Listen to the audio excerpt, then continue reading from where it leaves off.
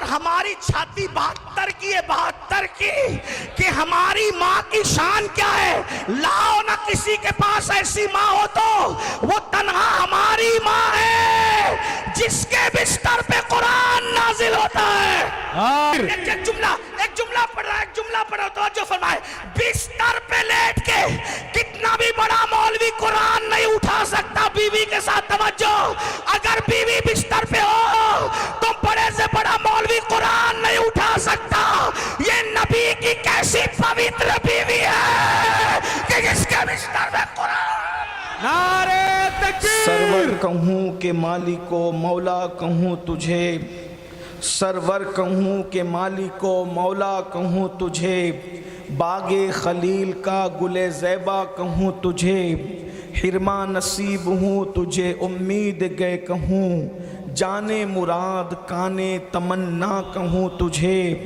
اللہ رے تیرے جسم منور کی تابشیں، اللہ رے تیرے جسم منور کی تابشیں، اے جانے جام اے جانے تجلا کہوں تجھے، مجرم ہوں اپنے عفو کا سامہ کروں شہاب، یعنی شفیعی روز جزا کا کہوں تجھے، صبح وطن پہ شام غریباں کو دوں شرف، بے کس نواز کے سو والا کہوں تجھے، تیرے تو وصف عیب تناہی سے ہے بری، حیران ہوں میرے شاہ میں کیا کیا کہوں تجھے، کہہ لے گی سب کچھ ان کے ثنا خاں کی خاموشی، چپ ہو رہا یہ کہہ کے میں کیا کیا کہوں تجھے، لیکن رضا نے ختم سخن اس پہ کر دیا، خالق کا بندہ خلق کا آقا کہوں تجھے۔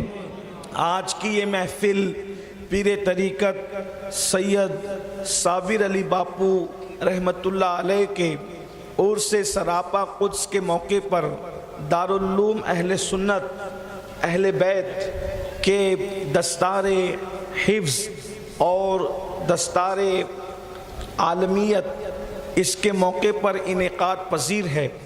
اس کا مطلب یہ ہے کہ اس اجلاس کو نسبت ہے علم سے اور اہل بیت سے، یعنی کہ یہ محفل چونکہ دارالعلوم کے دستار کے موقع پر اور ایک سید زادے کے عرس کے موقع پر سجی ہوئی ہے، تو علم اور اہل بیت اس محفل کو دو چیزوں سے نسبت ہے۔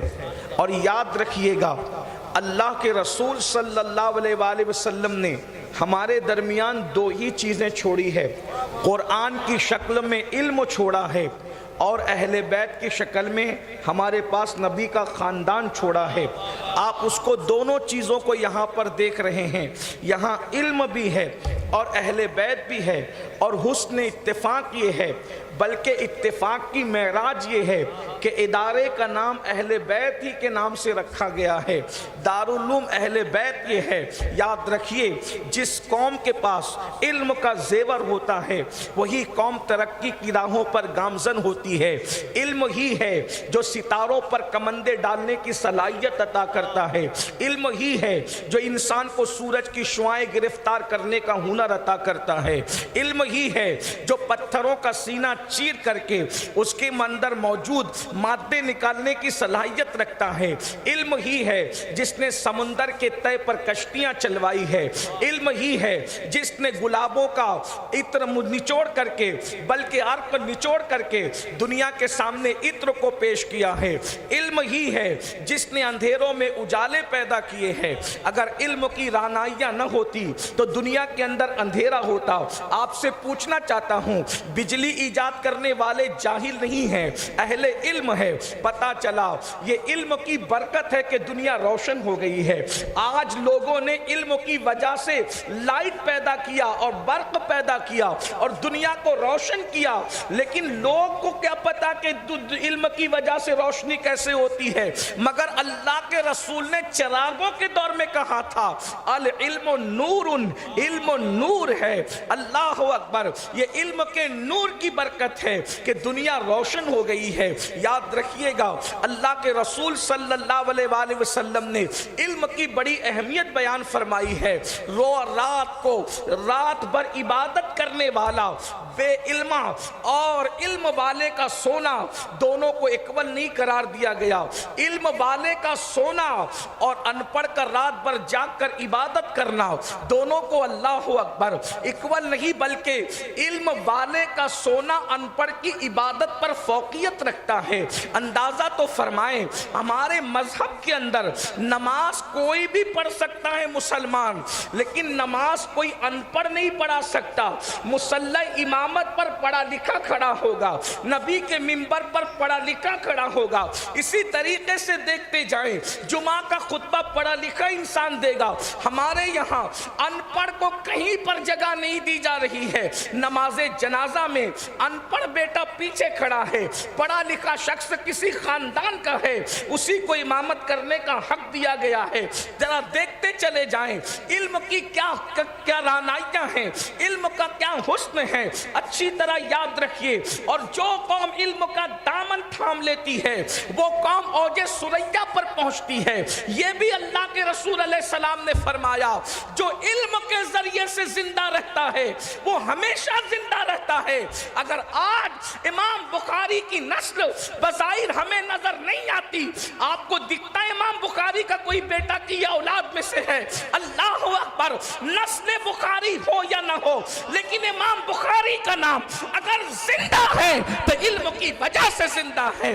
بخاری کے اہل نسب ہو یا نہ ہو، لیکن بخاری پڑھ پڑھ کے امام بخاری کے شاگرد درد شاگرد ہزاروں لاکھوں کی تعداد میں پوری دنیا میں موجود ہے. اگر ان کے بیٹے ہوتے تو اتنا نام نہیں ہوتا جتنا بخاری کا نام علم کی وجہ سے ہو رہا ہے، حدیث کی خدمت کی وجہ سے ہو رہا ہے. اللہ اکبر. امام اعظم کی نسل آج بھی جاری ہے، لیکن ان کے بیٹوں کی وجہ سے ان کا اتنا نام نہیں لیا جاتا جتنا علم کی وجہ سے ان کا نام لیا جاتا ہے. میں آپ سے گزارش کرتا ہوں، اس لیے کہ میرے پاس وقت بڑا مختصر ہے، گو کہ حضرت پیر ذاکر باپو نے مجھ سے حکم کیا کہ آپ اطمینان سے بولیں، لیکن میرے بعد بھی آپ کو خطبہ کو سننا ہے، شعرا کو سننا ہے. میں بہت لمبی نہیں کروں گا کیونکہ جب مہمان ہوتے ہیں تو میں کوشش کرتا ہوں کہ میرے بعد والوں کو موقع ملے، کیونکہ وہ بھی مہمان اور مجھ سے بہتر مہمان ہے.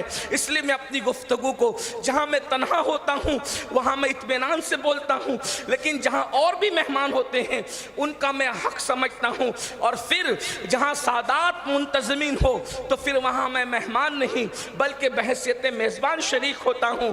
تو میں جلدی جلدی گفتگو سمیٹ رہا ہوں. آپ سے بھی کہتا ہوں اگر ترقی کرنا ہے علم پر محنت کرو، ایجوکیشن پر محنت کرو. ہمارے آج ہندوستان کے ماحول کے اندر ہمیں بہت ضروری ہے، دنیا کے ہر خطے کو علم کی ضرورت ہے، کیونکہ اللہ کے رسول صلی اللہ علیہ وآلہ وسلم نے 23 سال کی قلیل مدت میں جو انقلاب پیدا کیا تھا وہ علمی انقلاب تھا. اللہ کے رسول ہاتھوں میں تلواریں دینے نہیں آئے تھے. تلوار تو توجہ فرمائیں، تلوار تو انہوں نے مجبوراً اٹھائی تھی اپنا دفاع کرنے کے لیے. رسول اللہ ہاتھوں میں قلم دینے آئے تھے، ہاتھوں میں دوات دینے آئے تھے، ہاتھوں میں کتابیں دینے آئے تھے. رسول اللہ کتاب لے کر کے آئے تھے، وہ صاحب کتاب ہے. ہمارے نبی کتاب لے کر آئے، اتر کر ہرا سے صبح قوم آئے اور ایک نسخہ کیمیا ساتھ لائے. حضور کتاب لے کر کے آئے تھے، قلم لے کر کے آئے تھے. آئیے اندازہ فرمائیں آج ہمارا تعلق کتاب سے بھی ٹوٹ رہا ہے، قلم سے بھی ٹوٹ رہا ہے، قلم اور کتاب سے ہمارا رشتہ منقطع ہوتا جا رہا ہے. اس لیے توجہ میری طرف ہے.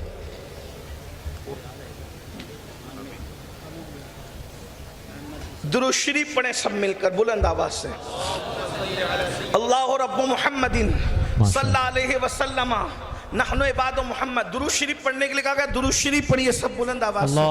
اللہ رب محمد صلی اللہ علیہ وسلم نحن عباد محمد صلی اللہ علیہ وسلم صلاۃ و سلام علیک یا سیدی یا جد الحسن والحسین وعلی آلک و اصحابک یا سیدی یا جد الغوث الثقلین. اب آپ توجہ میری طرف رکھیں، ذرا غور فرمائیں. اللہ کے رسول علیہ السلام نے جو ہے، اللہ اکبر، ذرا غور کیجئے گا، حضور نے تعلیم کے ذریعے انقلاب پیدا کیا. 23 سال کی قلیل مدت کا جو انقلاب انقلاب تھا وہ صرف علمی انقلاب تھا. اس لیے ہمیں علم کی طرف پیش رفت کرنا ہوگا. اگر غربت کا خاتمہ چاہتے ہو علم کی طرف آؤ, اگر ترقی چاہتے ہو علم کی طرف آؤ, اگر لوگوں کی ضرورت بننا چاہتے ہو علم کی طرف آؤ. لیکن آپ کی توجہ جلانا یہ, آپ غور کریں, جب رسول اللہ لوگوں کو علم دینے آئے تھے خود فرماتے ہیں, اپنا تعارف کراتے ہیں, فرماتے ہیں انما بعثت معلما, کہ میں معلم بنا کر بھیجا گیا ہوں. ذرا غور کیجئے گا, کہتے ہیں میں معلم بنا کر بھیجا گیا ہوں. یاد رکھنا کوئی بندہ معلم بن کر آج تک نہیں آیا ہے. ہر بندہ پہلے طالب علم بنتا ہے بعد میں معلم بنتا ہے. اللہ کے رسول, ایک میرے رسول کی شان ہے جس کو بھیج کر کے نہیں بنایا معلم, بلکہ میرے آقا کو معلم بنا کر بھیجا ہے. جتنے بھی کائنات میں معلم ہے پہلے متعلم ہے اس کے بعد معلم ہے. تنہا میرا نبی ہے کبھی زمین پر متعلم نظر نہیں آئے بلکہ وہ ڈائریکٹ معلم بن کر کے آئے. اندازہ فرمائے یہ صرف اپنے نبی کی شان ہے. لیکن میں بات آگے عرض کروں گا, یہاں غور کیجئے گا, جسے معلم بنا کر بھیجا گیا ہو سب کو کہہ رہے ہیں علم حاصل کرو, علم حاصل کرو, علم حاصل کرو, اپنے بچوں کو پڑھاؤ, اپنے بچوں کو پڑھاؤ. اب میں آپ سے پوچھتا ہوں, نبی نماز کا حکم دینے سے پہلے خود نمازی ہے, نبی روزے کا حکم دینے سے پہلے خود روزے دار ہے, نبی زکوٰۃ کا حکم دینے سے پہلے, اللہ اکبر, نبی پر تو زکوٰۃ کبھی فرض اس لیے نہیں ہوئی کہ نبی کے پاس جتنا آتا تھا سب خرچ کر دیتے تھے, سب لٹا دے. زکوٰۃ اس لیے, زکوٰۃ اس پہ فرض ہوتی ہے جو سال بھر تک جمع کر کے رکھتا ہے. نبی کے یہاں کبھی جمع ہوا ہی نہیں, لاکھوں آ گئے تو صبح سے شام تک سب خرچ کر دیا. لیکن آپ کو جو پیغام دینا ہے ذرا توجہ کریں, ذرا غور کریں, غور کریں, دھیان دیجئے. رسول اللہ نماز کا حکم دینے سے پہلے نماز پڑھ رہے ہیں, روزے کا حکم دینے سے پہلے روزے رکھ رہے ہیں. کتاب تو حضور علیہ السلام نے جب کہا اپنے بچوں کو پڑھاؤ تو حضور علیہ السلام نے ہر حکم سے پہلے اس پر عمل کیا. تو حضور نے جب دوسروں کے بچوں کو پڑھانے کا حکم دیا تو نبی نے اپنی اہل بیت کو کتنا پڑھایا ہوگا, نبی نے اپنے خاندان کو کتنا پڑھایا ہوگا.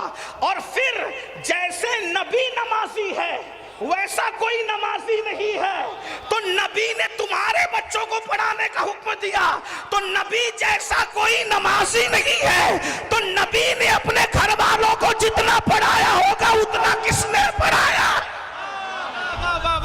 نعرے تکبیر, نعرے رسالت, نعرے حیدری, جشن دستار بندی.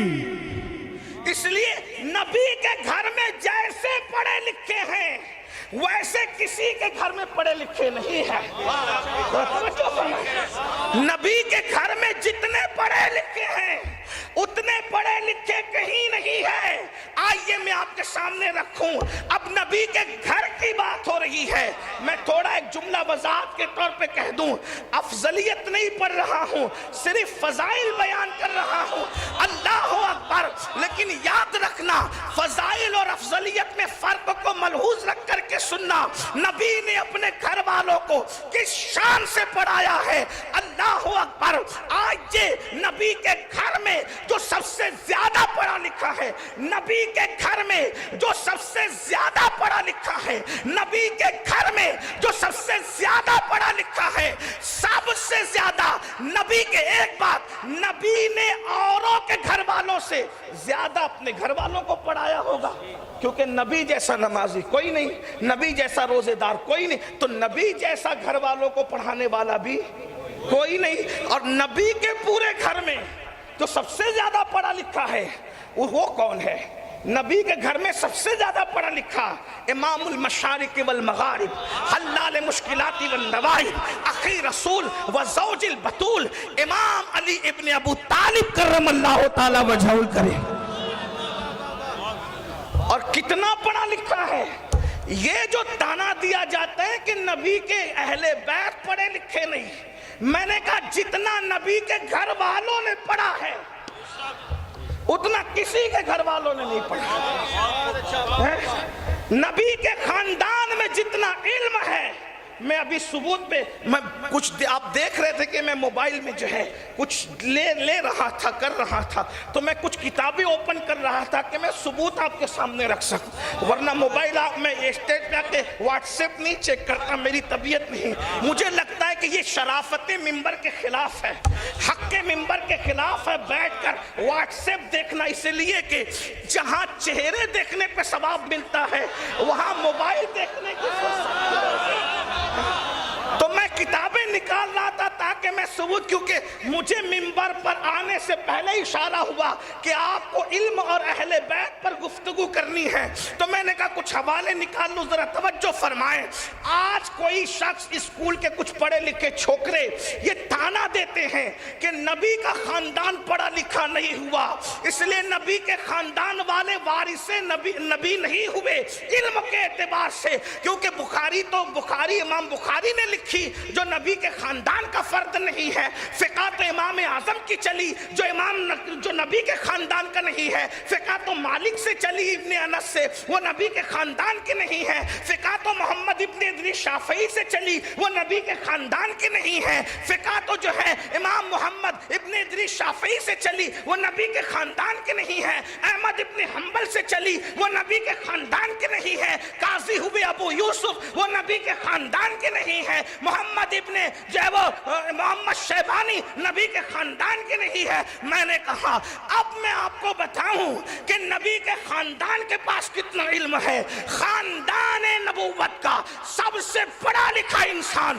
جسے دنیا حیدر کرار علی مرتضیٰ کہتی ہے، بس میں دنیا علم کو اتنا چیلنج کرنے کا حق رکھتا ہوں، اے دنیا کے مشرق و مغرب، اگر تیرے پاس کوئی اتنا بڑا علم والا ہو تو لا کر کے ذرا دنیا کی میز پر اس کا نام رکھ. نعرے تکبیر، نعرے رسالت، نعرے حیدری.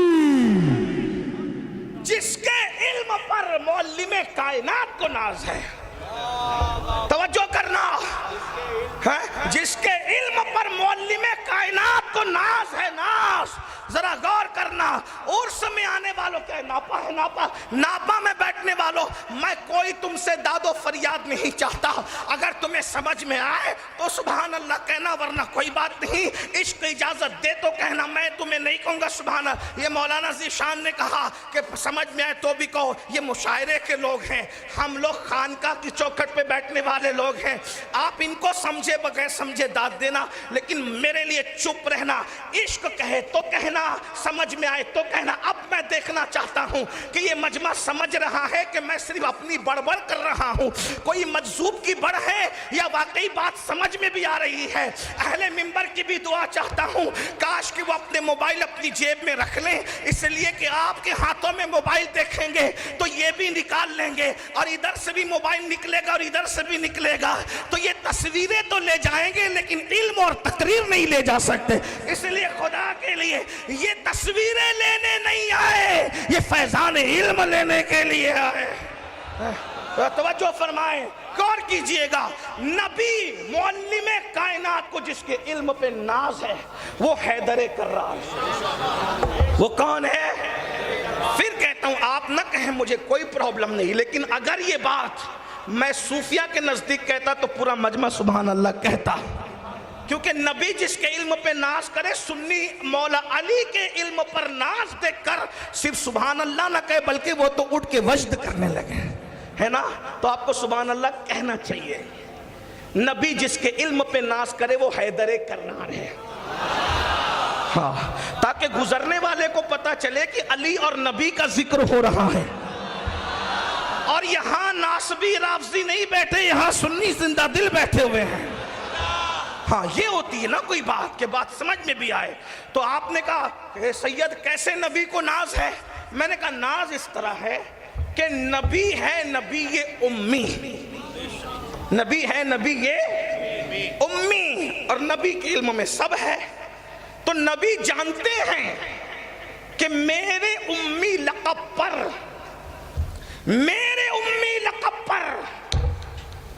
کچھ لوگ جو غیر شریف ہوں گے ان کو اشکال ہوگا اور وہ غلط معنی بیان کریں گے.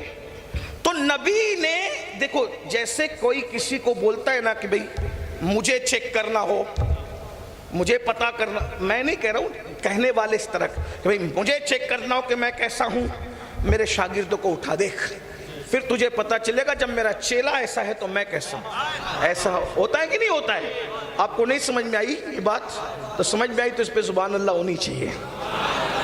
ذکر اہل بیت ہو تو ایسے سناٹے میں مت سنا کرو, ہیں توجہ تو فرمائیں.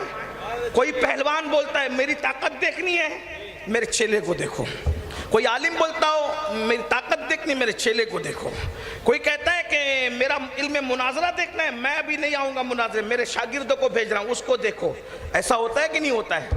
اب حضور کا لقب ہے امی, اور ہمارا ایمان ہے حضور امی ہے, لیکن امی کا معنی وہ نہیں ہے جو اہل بدعت نے سمجھا ہے. امی کا معنی وہ نہیں ہے جو اہل بدعت نے سمجھا ہے. اہل بدعت کہتے ہیں امی کا مطلب ان پڑھ. کیا کہتے ہیں؟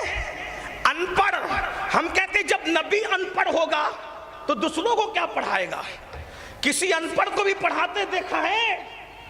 اور تم نبی کو ان پڑھ ہونے کا تانا دیتے ہو, بدبختو تمہاری عقل کدھر ہے؟ لیکن اہل سنت کے نزدیک امی کا مطلب ہوتا ہے مخلوق کا شاگرد نہیں بلکہ خدا کے ڈائریکٹ شاگرد کو نبی یہ امی کہتے ہیں. اور یہ شان صرف ہمارے نبی کی ہے. تو اب نبی کو کس کے علم پہ ناز تھا؟ تو نبی نے کہا کہ مجھے اگر دیکھنا ہے تو کس کو دیکھو؟ تو حضور کہتے ہیں انا مدینۃ العلم وعلی بابها. واہ واہ واہ. جب علم کی بات آئی تو حضور نے کسی اور کو پیش نہیں کیا. میرے نبی کا ہر یار ہمارے سر کا تاج ہے, میرے نبی کا ہر یار سر کا تاج ہے.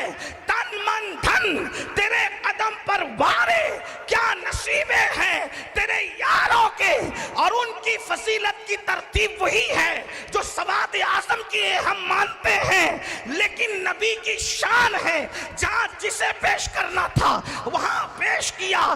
صداقت نبی کی دیکھنا ہے تو صدیق کو دیکھ لو, عدالت دیکھنا ہے فاروق کو دیکھ لو, سخاوت دیکھنا ہے عثمان ذوالنورین کو دیکھ لو. لیکن جب علم کی بات آئی تو حضور نے فرمایا میں علم کا شہر ہوں اور علی اس کا دروازہ ہے. واہ واہ واہ. نعرے تکبیر, نعرے رسالت, نعرے حیدری, جشن دستار بندی. یہ حدیث تو آپ نے کروڑوں مرتبہ سن لی ہوگی, ابھی میں نے کچھ کہا نہیں, یہ تو آپ سن چکے. جو کہنا ہے وہ یہ ہے کہ حضور نے ایسا کیوں کیا کہ میں شہر علم ہوں اور علی اس کا دروازہ ہے. کیوں کہا؟ اب سننا غور سے. وجہ یہ کہ جو شہر ہوتا ہے, شہر میں سب ملتا ہے. شہر میں جیسے یہ کیا ہے ناپا, ناپا, میں گاؤں شہر کے نام بھول جاتا ہوں. یہ ناپا, برا مت ماننا باپو لوگ, یہ شہر نہیں ہے. یہ شہر, برا مت ماننا ناپا والو, میں حق کہنے کا عادی ہوں, مجھے مبالغہ نہیں آتا, صنعت مبالغہ سے ناواقف ہوں. یہ شہر نہیں ہے, یہ کیا ہے؟ گاؤں ہے. اس لیے یہاں بڑے ہاسپٹل نہیں ہیں, لیکن جب ڈاکٹر کہتا ہے سیریس ہے تو آپ آنند جاتے ہو کیونکہ آنند شہر ہے, احمد آباد جاتے ہو کیونکہ احمد آباد شہر ہے. بات سمجھ میں آتی ہے؟ کیوں؟ اگر یہاں آپ کو کمپنی کا نام لوں گا تو مارکیٹنگ ہوگی, میں کمپنی کا نام نہیں لوں گا. میں جلدی لوگوں کا نام نہیں لیتا, کمپنی کا نام کیا لوں؟ ہاں, اس میں بڑا کنجوس ہوں. لوگ تمنا کرتے کہ ہمارا بھی نام ہو, لیکن میں نے کہا ہم بہت محتاط لوگ ہیں کیونکہ لوگ مس یوز نہ کریں. تو جب لوگوں کے نام جلدی زبان پہ نہیں آتے تو میں کمپنی, لیکن نہیں لوں گا میں. اگر آپ کو کسی قیمتی کمپنی کا موبائل لینا ہو تو ناپا میں نہیں ملے گا، اور برانڈیڈ آئٹم کا برانڈیڈ کمپنی کا اگر آپ کو جوتا لینا ہو وغیرہ وغیرہ جس کی رینج ہی 7,000 سے شروع ہوتی ہے تو آپ وہ نہیں لیں گے، یا یہاں آپ کو ملے گا نہیں، تو آپ کو جانا پڑے گا احمد آباد۔ شہر میں مال بھی ہوتے ہیں، کرانہ دکانیں بھی ہوتی ہے، رکشے سے لے کر کے فلائٹ تک سب ملتا ہے، یعنی جہاں مختصر لفظوں میں جہاں سب ملتا ہے اسے شہر کہتے ہیں۔ اتنا سمجھ گئے؟ پھر شہر چھوٹا نہیں ہوتا، جو شہر ہوتا ہے وہ بڑا ہوتا ہے۔ شہر میں مسجدیں ہوتی ہے، شہر میں مدرسے ہوتے ہیں، شہر میں اچھا بھی ہوتا ہے، شہر میں برا بھی ہوتا ہے، شہر میں حسن بھی ہوتا ہے، شہر میں قبح بھی ہوتا ہے، شہر میں دریا بھی ہوتے ہیں، شہر میں اکثر سمندر بھی ہوتے ہیں، پہاڑ بھی ہوتے ہیں، سب کچھ ہوتا ہے۔ لیکن یاد رکھیں یہ زمین پہ بسے ہوئے شہر ہے، لیکن ایک علم کا شہر ہے، علم کا شہر۔ اب توجہ کرنا ذرا، ایک علم کا شہر ہے تو علم کے جیسے تمہارے زمین کے شہر میں سب آئٹم ہوتے ہیں، تو حضور بتا رہے ہیں کہ میں گاؤں اور گلی نہیں ہوں بلکہ میں شہر ہوں، شہر، یعنی روز اول سے لے کر روز آخر تک جتنے علم ہیں وہ سارے آئٹم یہاں پر موجود ہیں۔ واہ واہ واہ واہ، کوئی علم نہیں جو یہاں موجود نہیں ہے، سارے انبیاء کا علم جیسے سب شہر میں جمع ہوتا ہے ویسے ہر علم میرے نبی کی ذات میں جگہ جمع ہے۔ علم آدم ان کے پاس، علم نوح ان کے پاس، علم خضر ان کے پاس، علم داؤد ان کے پاس، بلکہ سب کا علم جمع ہو جائے، سب کا جملے پہ غور کرنا۔ الدولت المکیہ کا حوالہ پڑھ رہا ہوں، امام ابن عبد الوہاب شارانی کا حوالہ پڑھ رہا ہوں، محی الدین ابن عربی کا حوالہ پڑھ رہا ہوں۔ یہ بزرگ لوگ لکھتے ہیں سارے اولین اور آخرین کا علم ایک ساتھ جمع کر لو تو میرے نبی کے علم کے سامنے ایسا ہے جیسے کروڑوں سمندر کے سامنے ایک قطرہ ہوتا ہے، قطرہ قطرہ قطرہ قطرہ۔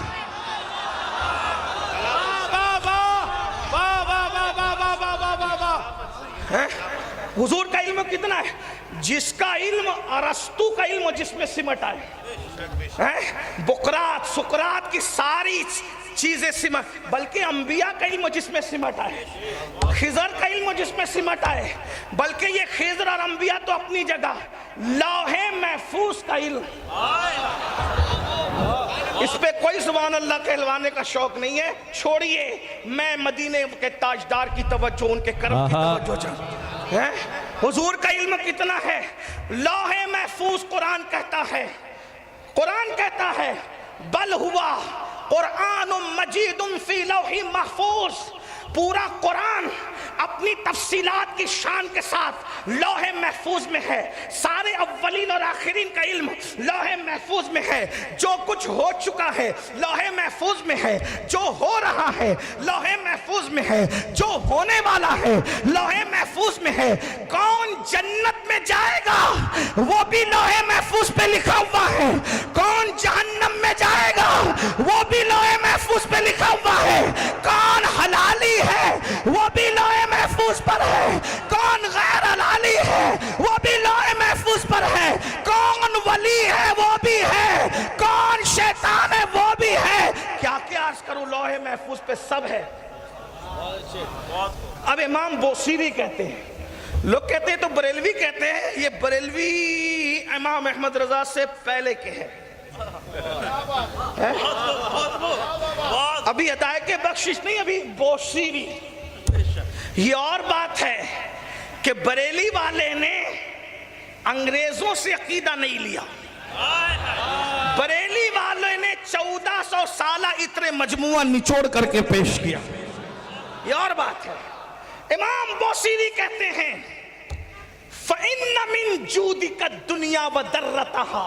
توجہ بھئی، مہمان تو آئیں گے، آنا تو یہی ہے، اور اگر ادھر دیکھنے کا شوق ہے تو چلو سبھی ادھر دیکھ، محفل کے سبھی لوگ ادھر دیکھ رہے ہیں، ہم دیکھنے والوں کی نظر دیکھ رہے ہیں۔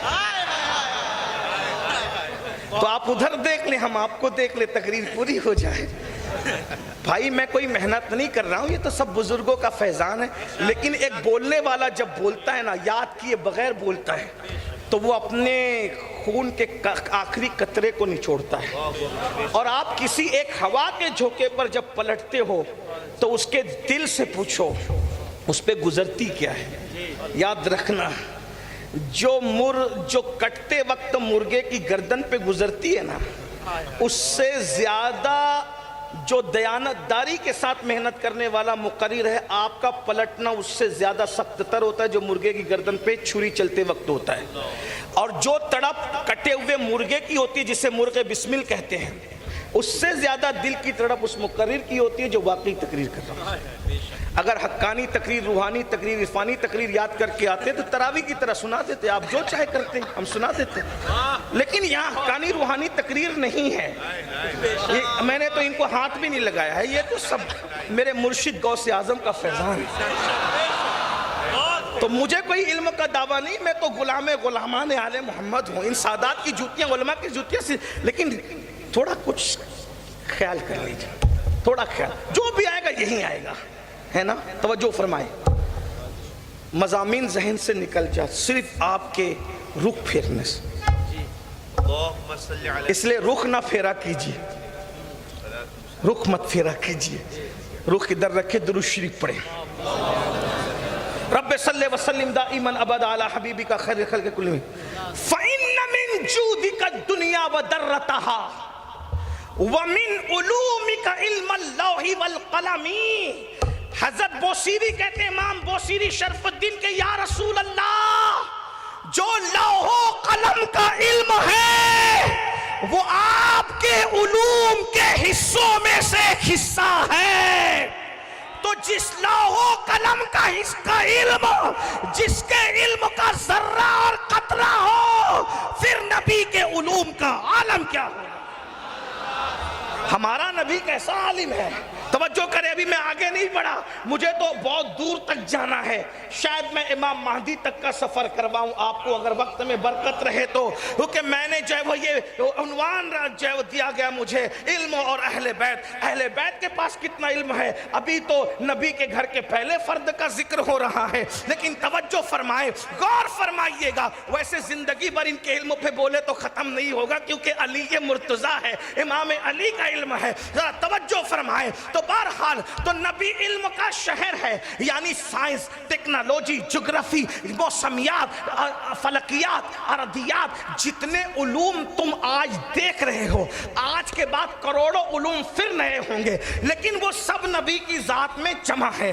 اب آپ بات اتنی ہے کہ نبی نے کہہ دیا کہ میں شہر ہوں، اب شہر ہے تو تم کیسے اسٹڈی کرو گے؟ اس لیے کہ شہر کی اسٹڈی نہیں ہو سکتی۔ پوچھو یاسین باپو، ہمارے بڑے بھائی ہیں، حق بولیں گے، احمد آباد میں پیدا ہوئے، کیا پورا احمد آباد دیکھ لیا ہے؟ پوچھو اللہ اکبر ذاکر باپو کو، پوچھو ان سادات کرام کو کہ جس شہر میں پیدا ہوئے پورا شہر دیکھا؟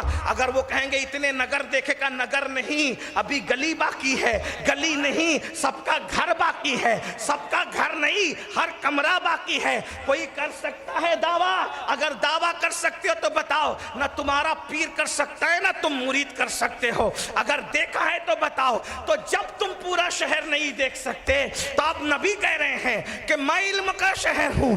جب تو پورے زمین کے ایک شہر کی اسٹڈی نہیں کر سکتا تو شہر علم کی عظمت تو کیسے سمجھ سکتا ہے؟ تو لیکن پھر شہر سمجھ میں تو آنا چاہیے، تو سمجھانے کے لیے کیا کیا جاتا ہے؟ پہلے زمانے میں جو شہر ہوتے تھے اس کی بڑی بڑی فصیلیں ہوتی تھی، دیواریں، جس کو شہر پناہ کہتے تھے، اور اس میں ایک بڑا سا دروازہ ہوتا تھا۔ تو اب یہ شہر غریبوں کا ہے یا امیروں کا ہے، دروازہ دیکھ کر پتا چلتا تھا۔ نیم اور ببول کا ہے تو غریب اور کلاشوں کا شہر ہے، ساگوان کا ہے تو مالداروں کا شہر ہے، دروازہ دیکھ کر پتا چلتا تھا۔ اگر دروازے پہ کیلیں لوہے کی ہے تو غریبوں کا شہر ہے، پیتل کا ہے تو مالداروں کا، سونے کا ہے تو اور زیادہ مالداروں کا۔ دروازہ چھوٹا ہے، شہر چھوٹا ہے، دروازہ بڑا ہے، شہر بڑا ہے، تو پتا چلا دروازہ دیکھ کر شہر کا اندازہ کرنے والا دانشور کر لیتا ہے نبی کہہ رہے ہیں کہ میری حقیقت جبریل نہیں جانتا، میری حقیقت کوئی نہیں جانتا، لیکن پہچاننا تو ہے نا۔ تو کہے کہ معیار دے رہا ہوں، انا مدینۃ العلم، میں علم کا شہر ہوں، وعلی بابھا، علی دروازہ ہے، ہر شہر کو دروازے سے جانتے ہو، میری علمی صلاحیت کو علی کو دیکھتے جاؤ۔ نعرے تکبیر، نعرے رسالت، نعرے حیدری، جشن دستار بندی، عرس صابر باپو۔ علی کا علم دیکھو، پھر سمجھ جاؤ دروازہ ایسا ہے تو شہر کیسا ہو۔ توجہ ہے آپ کی؟ تو دو ہی لوگ ہوئے ہیں زمین کے اوپر جنہوں نے ہر سوال کا جواب دیا، تیسرا کوئی بندہ نہیں ملتا جو ہر سوال، ذمہ داری میری ہے بھائی، میں اپنی ذمہ داری پہ بول رہا ہوں، یہاں بیٹھا ہوا کوئی میری گفتگو کا ذمہ دار نہیں ہے، کسی کے سر بوجھ ڈال کے نہیں جاؤں گا، جس کو بات کرنی ہے مجھ سے کہیں، مجھے طالب علم ہوں، اگر آپ کہیں گے تو پوری رات رکوں گا، اگرچہ مجھے فلائٹ پکڑنے جانا ہے جلدی اتر کے، لیکن بہرحال اگر آپ کہیں گے تو رکنے کے لیے تیار ہوں، لیکن اتنا بات یاد رکھنا، اتنی بات یاد رکھنا، دنیا میں دو ہی لوگ ایسے ہیں زمین کے اوپر آسمان کے نیچے جنہوں نے ہر سوال کا جواب دیا، یا تو شہر علم محمد الرسول اللہ، یا تو باب العلم علی حیدر کرار۔ غور کیجئے گا، حضرت حیدر کرار کوفہ کے منبر پہ کھڑے ہو کے کوفیوں میں کہتے تھے، پوچھو جو پوچھنا ہے پوچھ لو، ہر سوال کا جواب دوں گا۔ حیدر کرار یہاں تک کہتے تھے، کوفے والے تو جتنے زمین کے رستے جانتے اس سے زیادہ میں آسمانوں کے رستے جانتا ہوں، جو آسمانوں میں بھی رستے ہیں۔ حامد باپو بھی آئے میں ابھی نظر پڑی، توجہ فرمائے، یہ بھی علم پہ بڑی کام کریں، ہمارے سادات اکرام بہت کام کریں، ہمارے ذاکر باپو، عبدالقادر باپو ادارہ کھول کے بیٹھے، ہمارے یاسین باپو بھی علمی کام بہت کریں، حامد باپو، ہمارے دادا باپو جو دنیا سے تشریف ہے وہاں بھی بڑا علمی کام، اور بھی میں سب کا نام بھی نہیں جانتا، سب کے کام بھی نہیں، لیکن خاندان نبی کام سے لگا ہوا ہے، نبی کا خاندان کام سے لگا ہوا ہے۔ توجہ فرمائیں، غور ہے آپ کے، توجہ۔ حیدر مولا سرکار فرماتے ہیں کہ جتنے زمین کے رستے تم جانتے ہو کوفے والوں، اس سے زیادہ میں آسمانوں کے رستے جانتا ہوں۔ کیا مولا علی کے کہنے سے پہلے بھی کسی کو پتا تھا تمہاری سائنس کو کہ آسمانوں میں بھی رستے ہیں؟ توجہ ہے کہ نہیں؟ آسمانوں میں رستے یہ کس نے بتایا؟ سائنس کی بات کر رہا ہوں، صوفیہ تو جانتے ہیں، اس لیے کہ جب حضور معراج پہ گئے تو ہمیں پتا چلا رستے تھے تبھی تو گئے، بغیر رستے کے کون چلتا ہے؟ توجہ فرمائے، بغیر رستے کے کون چلتا ہے؟ لیکن یہ بات یاد، اور ایک بات بھی عرض کر لیں، بہت خوبصورت جملہ آ گیا، لوگوں سے یہ کہتے ہوئے سنا ہے کہ آدمی تھک جاتا ہے، رستہ نہیں تھکتا، یعنی رستہ کہیں بھی ختم نہیں ہوتا، دیکھ لو رستہ کہیں بھی ختم نہیں ہوتا، لیکن میرے نبی کا سفر معراج وہ ہے جہاں رستہ ختم ہو گیا ہے، نبی کا سفر ختم نہیں ہوا ہے۔ ہم اس نبی کا کلمہ پڑھتے ہیں، ہم اس نبی کا کلمہ پڑھتے ہیں جس نے رستے کو تھکا دیا ہے، جس نے جبریل کو تھکا دیا ہے، رستے ختم ہو گئے ہیں، اس کے آگے میرے نبی کی منزل ابھی جاری ہے۔ واہ واہ واہ واہ واہ، کیا ہے؟ نبی کو تم نے سمجھ، یہی تو کہتا ہوں، سب کو سمجھایا اور سب کو سمجھنے کی کوشش کی، ابھی تک نبی کو سمجھنے کی کوشش نہیں۔ کیوں بتائیں؟ اپنے باپ دادا لے کے بیٹھے ہو نا، اسی لیے کچھ تمہیں سمجھ میں نہیں آتا۔ نبی کا ذکر کرتے کب ہو؟ میرے ابا ایسے، میرے دادا ایسے، میرے پیر ایسے، میرے مرید ایسے، او بھائی میں کہتا ہوں سب کا ذکر اپنی جگہ ہے، سب سے زیادہ جس کا ذکر کرو رسول اللہ کا ذکر کرو۔ اور میں ان ناظم اور مقرر لوگ کو کہتا ہوں کہ کسی غیبن شاہ کی کرامت گڑھ کے پیش کر کے جلسہ فکس کرنے کے بجائے نبی کے سچے ڈنکے بجا کر اپنی جنت فکس کروا لو۔ جلسے کے چکر میں کیا چاپلوسیاں کر رہے ہو؟ یہاں اس کی کرامت پڑھیں گے تو جلسہ ملے گا وہاں. میں کہتا ہوں سب کہتے احترام کے قابل ہے یار, لیکن جتنے بھی احترام کے قابل دنیا میں احترام کے قابل ہیں جتنے لوگ, دنیا میں احترام کے قابل ہیں جتنے لوگ, میں سب کو مانتا ہوں مگر مصطفیٰ کی بات.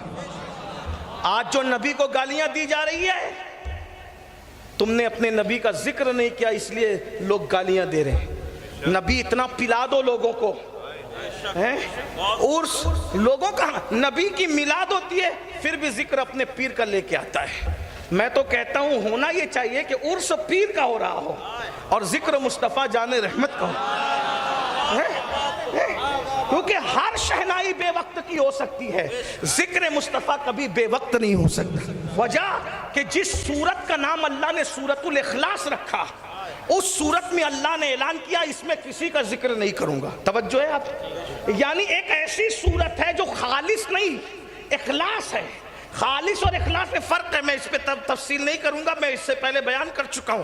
لیکن جس صورت میں نہ جنت کا ذکر ہوگا, نہ جہنم کا ذکر ہوگا, نہ انبیاء کا ذکر ہوگا, نہ صدیقین کا ہوگا, نہ شہداء کا ہوگا, نہ صالحین کا ہوگا, نہ صحابہ کا ہوگا, نہ دوستوں کو ہوگا, نہ دشمنوں کو ہوگا, اللہ نے کہا ایک صورت میرے لیے ایسی رکھوں گا جس میں کسی کا ذکر نہیں کروں گا, میں رہوں گا. لیکن اس صورت میں بھی میرے اللہ نے پہلے نبی کا ذکر کیا قل کہہ کے, اور ہمیں بتایا جب کسی کا ذکر نہیں ہوگا تو صرف حبیب کا ذکر ہوگا. جب وہ خدا ہو کر کے محبوب کے ذکر کے بغیر اپنا ذکر نہیں کرتا, تو تم نبی کو چھوڑ کر کس کس کا. میں یہ نہیں کہہ رہا ہوں کہ ذکر نہ کرو, سب کا ذکر, حضور کا ذکر زیادہ کرو. میں ایک بات آپ کو بتاؤں, ہم لوگ مسلک کے اعلیٰ حضرت کے ماننے والے ہیں نا. اعلیٰ حضرت کا مسلک کیا ہے پتہ ہے؟ جو 1450 سال سے چلا آ رہا ہے, یعنی انہوں نے 1450 سال کا مسلک پیش کر کے جو ہے وہ اتنے مجموعہ پیش کیا. انہوں نے کیا فکر پیش کی؟ ذکر خدا. توجہ کر, یہ فکر رضا ہے. ذکر خدا جو ان سے جدا چاہو نجدیو, واللہ ذکر حق نہیں کنجی سقر کی ہے. شعر سمجھ میں آیا آپ کو؟ نہیں سمجھے ہوں گے, سمجھے ہوں گے, لیکن چاہتے کہ میں کچھ کہوں, اور مجھ سے زیادہ سمجھدار ہیں آپ لوگ. توجہ ہے آپ کی. امام احمد رضا کہہ رہے ہیں کہ اے 1857 کے بعد والوں, توجہ, سن نہیں رہے آپ, پھر وہی باپو کہہ رہے ہیں سن رہے ہیں, تو چلیے, اے 1857 کے بعد والے بدعتیوں, تم صرف اللہ اللہ اللہ اللہ اللہ اللہ کر رہے ہو. تو کہا اگر نبی کو چھوڑ کر, توجہ, اگر نبی کو چھوڑ کر تنہا خدا کا ذکر کرو گے تو وہ ذکر عبادت نہیں ہے, بلکہ وہ جہنم کی کیا ہے؟ بولو کیا ہے, بولو کیا ہے؟ کہاں چابی ہے, کی ہے, جہنم کی کنجی ہے. کی کون سی چیز؟ گانا نہیں, غزل نہیں, فلم نہیں. یہ اعلیٰ حضرت کی فکر میں نے نام لیا. آپ متفق ہے سب اس سے؟ فکر رضا سے ہاتھ اٹھا کے ذرا تائید کریں میری, کہ بات بڑی کہنے جا رہا ہوں, بہت بڑی بات کہنے جا رہا ہوں. توجہ ہے آپ کی. خدا کا ذکر نبی کو چھوڑ کے کرو تو وہ کیا ہو جاتی ہے؟ جہنم کی کنجی ہو جاتی ہے. اسی لیے پوری زندگی کوئی کروڑوں مرتبہ لا الہ الا اللہ کہے اور محمد الرسول اللہ نہ کہے تو وہ کافر ہی رہے گا, مسلمان نہیں ہو سکے گا. بات سمجھ میں آئی؟ یہ تو آپ نے وہابیہ کو جواب دے دیا, میں بھی کھڑا ہوں آپ کے ساتھ. لیکن اب اپنی صورت دیکھو اس شعر کے آئینے میں. اگر خدا کا ذکر نبی کو چھوڑ کے کرو تو ذکر خدا جہنم کی بن جاتی ہے, اور اپنے پیر کا ذکر نبی کو چھوڑ کے کرو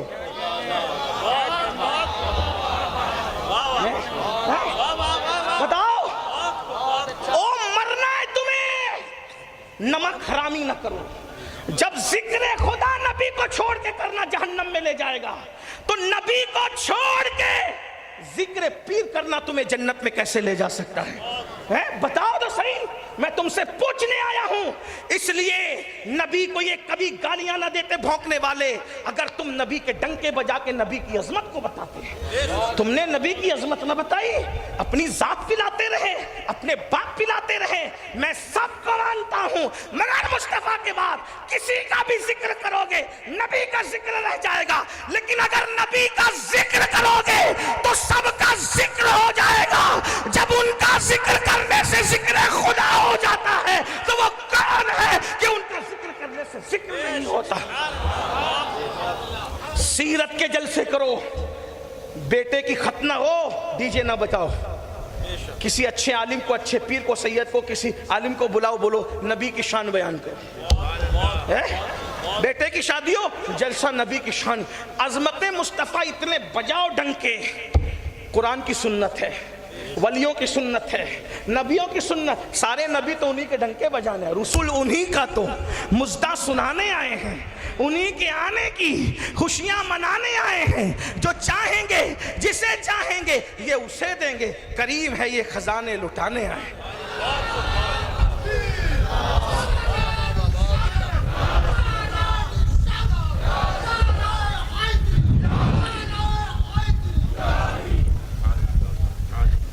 ایسے مردوں کی طرح نعرہ حیدری لگے تو نہ لگاؤ, مردوں کی طرح لگاؤ.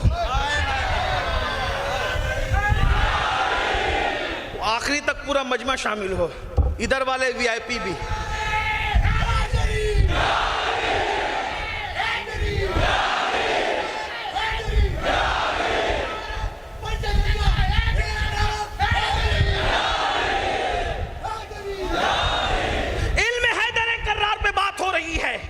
نبی کو کتنا ناز ہے علی کے علم پر.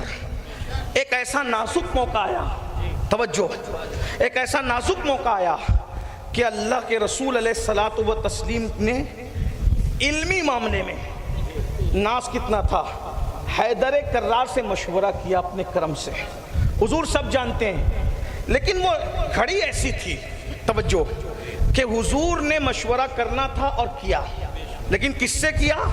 حیدر کرار سے, مولا علی سے. کب کیا؟ نبی کی ازواج میں. توجہ, توجہ آپ کی بات سنیے. نبی کی ازواج میں سب سے بڑی عالمہ, سب سے بڑی فاضلہ,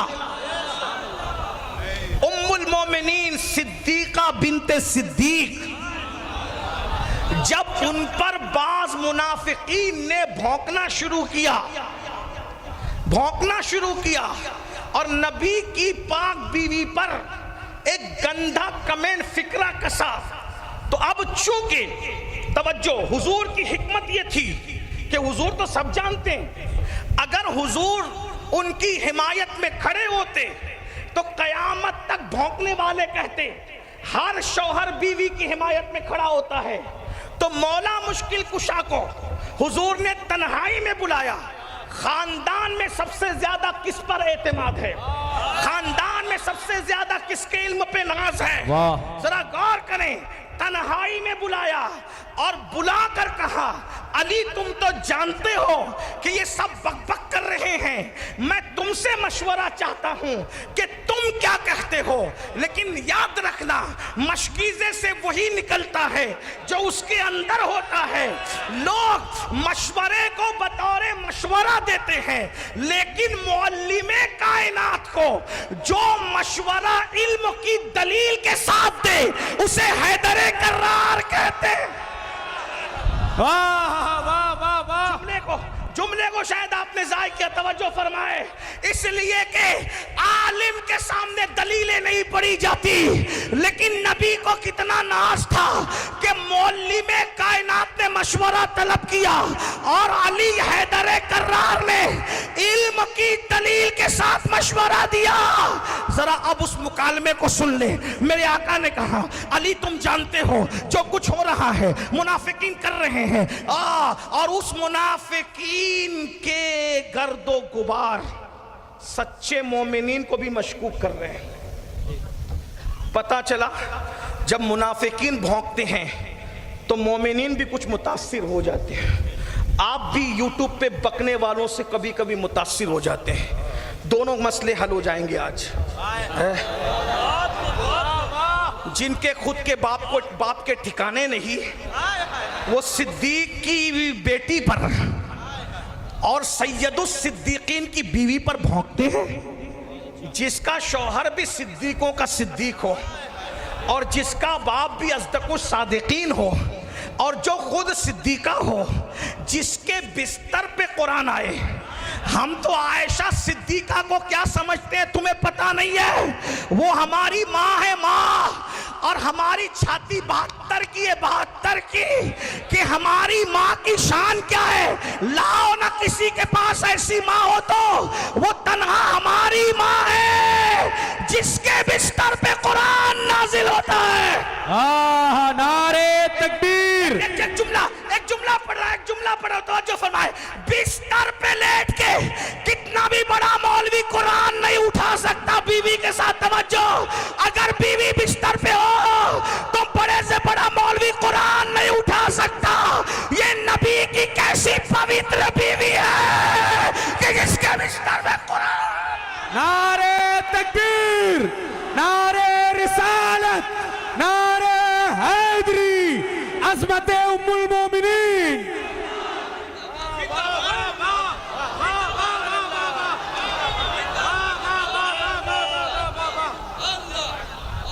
اور کسی کے پاس ایسی ماں ہو تو لا کے بتاؤ ایسی ماں. وہ ہم مومنوں کی ماں ہے.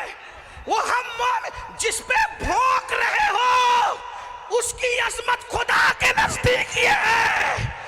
پھر جملے پہ غور کرے. واللہ اگر مجھے تمہارا خیال نہ ہوتا تو میرے دل کی میں جو کیفیت ہے میں بتا نہیں پا رہا ہوں. لیکن سنا مسلمانوں، بیوی ساتھ میں ہو تو بڑے سے بڑا محدث اور مفتی اور عالم قرآن ایک لمحے کے لیے ہاتھ میں نہیں لے سکتا. لیکن اس کی پوترتا کا عالم کیا ہے کہ جس کے بستر پہ قرآن آتا ہے. اس لیے میں کہتا ہوں کہ عائشہ کا بستر کوہ طور سے افضل ہے. کیوں؟ طور پہ موسیٰ جاتے ہیں اور بستر عائشہ پر جان موسیٰ محمد الرسول اللہ تشریف. نعرے تکبیر، نعرے رسالت، نعرے حیدری، عظمت ام المومنین، خاندان مصطفیٰ.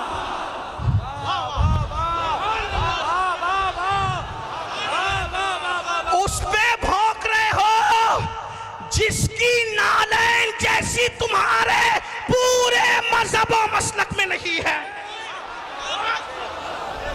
جس کی نالین کی مثال دنیا میں نہ ہو اس کو گالی دیتے ہو. سنو، غور سے سنو. اور ایک بات کہوں، طور پہ موسیٰ جائیں، بستر عائشہ پہ جانے موسیٰ آئیں. طور پہ توریت آتی ہے، بستر عائشہ پر قرآن آتا ہے. اب یہاں چونکہ گالی دینے کا موقع نام نہاد کلمہ پڑھنے والے دیتے ہیں. بغض عائشہ میں حیدر کرار کی محبت کے ٹھیکیدار بننے والے، کالے دل والے، سیاہ پوش، جن کی تقریروں پر تم آج کل بہت پھسلتے ہو، انہوں نے یہ بتایا کہ عائشہ اور علی میں تو جنگ تھی، بنتی نہیں تھی. میں نے کہا سیدہ عائشہ کی پوترتا پر غور کرنے. سیدہ عائشہ کی پوترتا پر حیدر کرار نے جو علمی دلیل دی ہے وہ کوئی صحابی دے ہی نہیں سکا. توجہ کریں. اب سرکار پوچھ رہے ہیں علی، ابھی تو ہم علم علی پر ہی آئے ہیں، ابھی ان کے بچوں کی باری نہیں آئے. کبھی موقع ملا تو بات ختم کرتے کرتے کہہ رہا ہوں. سرکار نے پوچھا کہ عائشہ پر منافقین باتیں کر رہے ہیں، لیکن میں کہہ رہا ہوں بھونک رہے ہیں تھوڑا سا. میں ذرا عشق کے معاملے میں شدتی ہوں. تو کہتے ہیں یہ مولوی لوگ شدت کرتے ہیں. میں نے کہا جہاں عشق ہوتا ہے وہاں شدت ہوتی ہے. میری ماں کو جس نے پیدا کیا نا، اس کو کوئی بولے تو میں ایسے ہی جواب دیتا ہوں. تو میری ایسی ماں کی عظمت سیدہ عائشہ کی نالین پہ قربان ہے. کیونکہ میری ماں تو کسی کی بھی ماں ہو سکتی ہے، میری ماں کا بیٹا کافر بھی ہو سکتا ہے، مومن بھی ہو سکتا ہے، اللہ کرے نہ ہو لیکن پوسیبل ہے۔ توجہ ہے نہ، آپ نہ سمجھے یہ بات، پھر کہہ رہا ہوں میری ماں کی کوکھ سے مومن بھی جنم لے سکتا ہے، لیکن عائشہ صرف مومنوں کی ماں ہے، یہ قرآن کہہ رہا ہے۔ اب جو عائشہ کو ماں مانتا ہے وہ مومن ہے، جو نہیں مانتا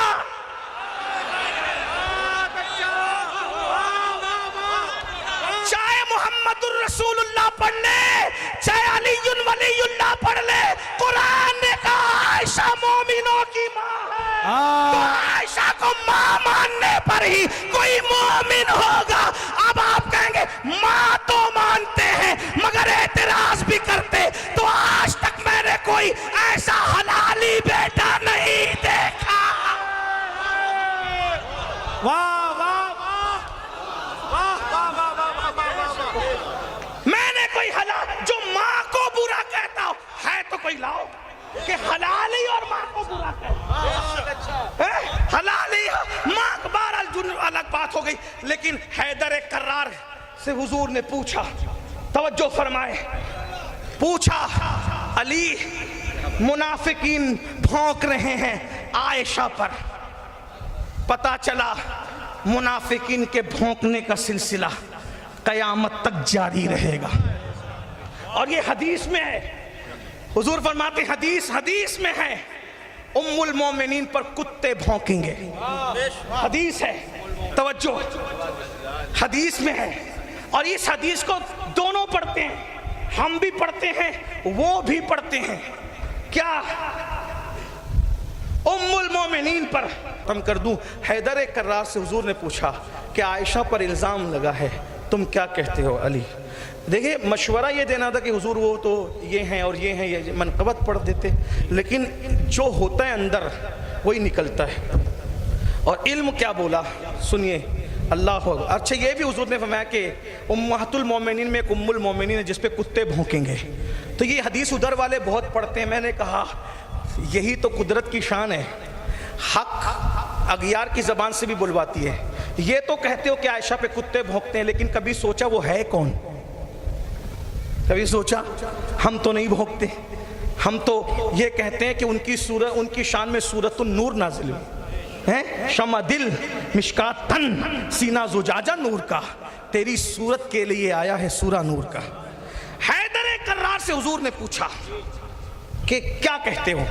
اب مولا مشکل کشا جو جواب دے رہے ہیں، حرمت سیدہ عائشہ بھی ہے اور حرمت مصطفیٰ جان رحمت بھی ہے۔ عرض کرتے ہیں یا رسول اللہ یہ کیسے ہو سکتا ہے؟ توجہ، یہ کیسے؟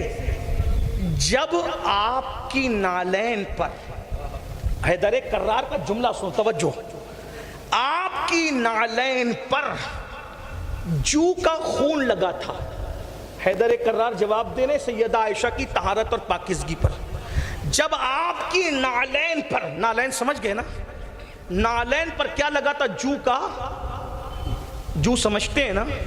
نہیں سمجھتے بھائی، یہ کوئی جو رانی باغ میں نہیں ہوتی ہے، یہ آپ کی رانیوں کے باغ میں ہوتی ہے۔ کبھی دیکھا تو ہوگا نا جو معافی چاہتا ہوں آپ لوگ اس کو برا نہ مانے، جو دیکھا کہ نہیں دیکھا؟ وہ دیکھا نا کتنی ہوتی ہے بھائی، اس کا خون کبھی نظر آتا ہے؟ مارو تو ناخن اگر سفید ہو تو اس پہ دکھتا ہے، لیکن حیدر کرار کی دلیل کیا علم تھا حیدر کرار کے پاس؟ لوگ کہتے ہیں نبی کا خاندان علم نہیں جانتا، میں نے کہا نبی کے خاندان کے پاس جتنا علم ہے کس کے پاس نظر ہے؟ یہ بھی تو بتاؤ نا۔ اللہ اکبر، حیدر کرار کی بات سنو جلدی جلدی۔ وہ کہتے ہیں یا رسول اللہ آپ کی نالین پر جو کا خون لگ گیا، اتنی بڑی نالین، جو کا خون کی حیثیت کیا ہے؟ بلکہ دیکھنے پہ خون نظر بھی نہیں آتا، لیکن جو کا خون نبی کی نالین پر ہے، تو اللہ نے وحی نازل فرمائی، حبیب جس نالین پر جو کا خون لگ جائے اتنا سا جو سوئی کے ناکے کے برابر ہوتا ہے، حبیب آپ کی نالین پہ جو کا خون لگا ہے، اگر اتنا سا خون ہو تو اتنا سا خون بھی ہم آپ کی نالین پر گوارا نہیں کرتے۔ جوتیاں اتار دو، نالین اتار دو۔ توجہ، موسیٰ کو کہا جاتا ہے وادی مقدس میں جوتیاں اتار دو، اور یہاں کہا جا رہا ہے نالین جو کا خون لگا ہے، جوتیاں اتار دو۔ تو حیدر کرار کہتے ہیں یا رسول اللہ، جس خدا کو آپ کی نالین پر جو کے خون کا تھپا بھی گوارا نہ ہو، وہ اتارنے کا حکم دیتا ہے۔ اگر آپ کی بیوی میں کوئی کمی ہوتی تو خدا اس کو بھی بدلنے کا حکم دے دے۔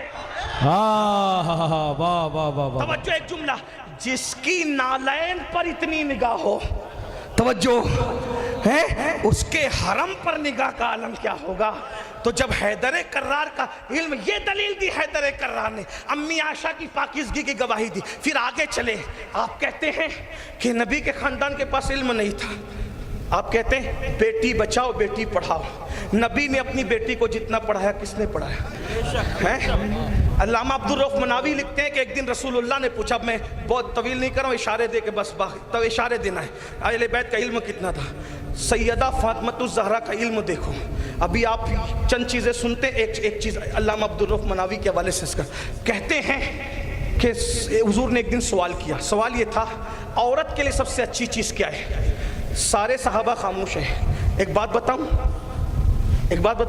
حیدر کرار خود بھی وہاں خاموش تھے۔ غور کرنا، توجہ کرنا، امام مناوی کا حوالہ پڑھ رہا ہوں، اپنی طرف سے نہیں نقل کر رہا ہوں، صرف جہاں حیدر چپ ہو جائے، توجہ فرما لے، صدیق موجود ہیں، فاروق اعظم ہے، عثمان ہے، سب چپ ہیں، محفل سے اٹھے گھر گئے۔ سیدہ نے پوچھا، آج چہرے پہ کچھ آثار دکھتے ہیں۔ کہا حضور نے آج ایک ایسا سوال کر لیا کوئی جواب ہی نہیں دے پا رہا، یا مراد رسول کے مطابق جواب نہیں ہے۔ تو سیدہ نے پوچھا کہ کون سا سوال ہے؟ تو مولا حیدر کرار نے کہا حضور پوچھتے عورت کے لیے سب سے بہتر چیز کیا ہے؟ سیدہ نے کھڑے کھڑے وہیں ایک جملے میں جواب دیا، علی کہہ دو رسول سے کہ عورت کے لیے سب سے بہتر چیز یہ ہے کہ اس کو کوئی اجنبی مرد دیکھا نہ کرے۔ حیدر کرار گئے مسجد نبوی میں، کہے حضور آپ نے سوال پوچھا تھا، کہاں کیا جواب ہے؟ کہا یہ ہے۔ حضور نے مسکرا کے کہا یہ تم دے رہے ہو یا کسی اور نے دیا ہے؟ یہ آپ کا ہے کہ تو سرکار مولا کہتے ہیں یہ آپ کی شہزادی فاطمہ نے دیا ہے۔ تو حضور نے کیا کہا بتائے؟ فاطمہ تو بدتو منی، فاطمہ تو میرے جگر کا ٹکڑا ہے۔ یہ بدتو منی اسی دن کہا تھا رسول اللہ نے۔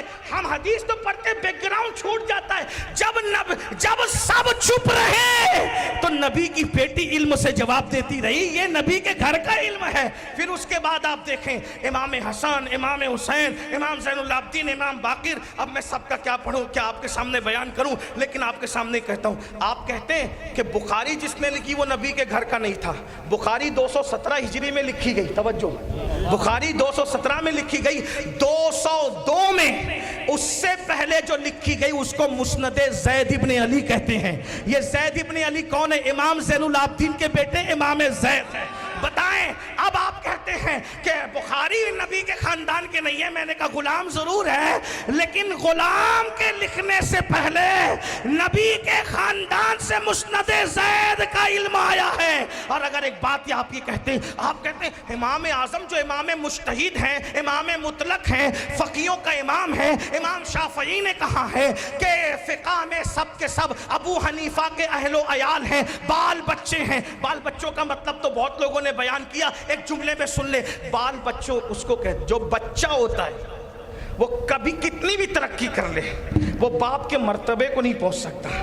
امام شافعی کہہ رہے سارے فقی ابو حنیفہ کے علم کے معاملے میں بچے ہیں، یعنی کوئی کتنا بھی بڑا ہو جائے وہ ابو حنیفہ کے مقام علم کو نہیں پہنچ سکتا۔ اب پوچھتا ہوں ابو حنیفہ کو یہاں کی ملا کدھر سے؟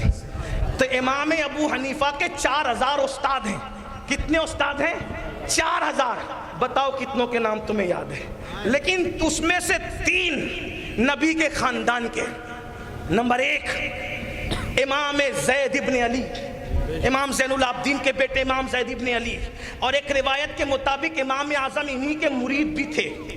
آپ کہتے ہیں نا امام اعظم کا پیر کون ہے، تو سن لو امام زید کے وہ مرید تھے، ذرا غور کیجئے۔ اس کے بعد 4000 استادوں میں کسی کے مرید نہیں ہوئے، آخر امام اعظم کو بھی مرید ہونا تھا، तो नबी का खानदान पकड़ के बता रहे हैं कि आखिर नबी के खानदान के पास इल्म कितना रहा होगा।